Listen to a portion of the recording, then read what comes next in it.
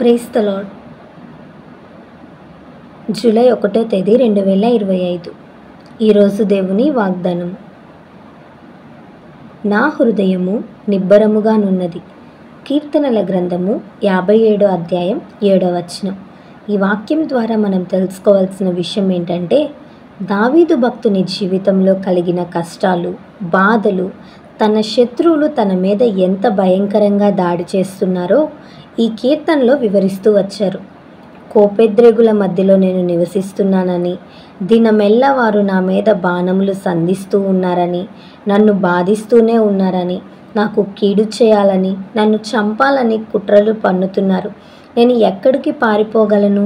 నేను ఎక్కడికి వెళ్తే నాకు ఆశ్రయం ఉంది? ఎక్కడికి వెళ్తే నేను బ్రతకగలను?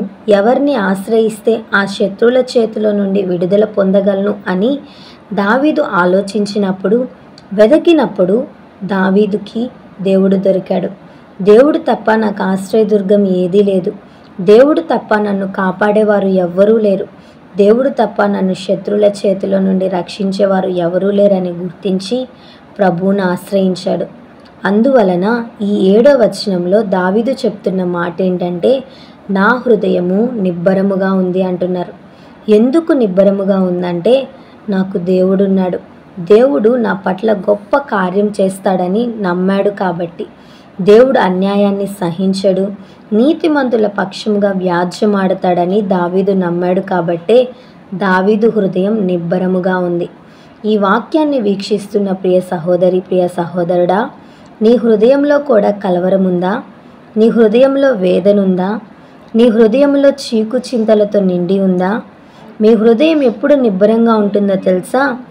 దేవుని మీద ఆధారపడినప్పుడు, దేవుని మీద విశ్వాసం ఉంచినప్పుడు, దేవునిని స్తుతించు, ఆరాధించు, అద్భుత కార్యాలు చూస్తావు. సృష్టిలో ఉన్న ప్రతి దాని మీద దేవునికి అధికారం ఉందని మర్చిపోవద్దు. నీవు అనుభవిస్తున్న సమస్య మీద కూడా దేవునికి అధికారం ఉంది. కాబట్టి నీకున్న ప్రతి బాధని, ప్రతి కష్టాన్ని దేవునికి అప్పగించి దేవుని సన్నిధిలో ధైర్యముగా ప్రార్థించు. అటువంటి కృప పరిశుద్ధాత్మ దేవుడు మనందరికీ దయచేయునుగాక. ఆమేన్. ఈ వీడియో మీకు దీవెనకరంగా, ఆశీర్వాదకరంగా అనిపించినట్లయితే లైక్ చేయండి, షేర్ చేయండి, కామెంట్ చేయండి, సబ్స్క్రైబ్ చేసుకోండి. మీ ప్రార్థన అవసరతలను మాకు కామెంట్ రూపంలో తెలపండి. మీ కొరకు తప్పక ప్రార్థిస్తాం. God bless you.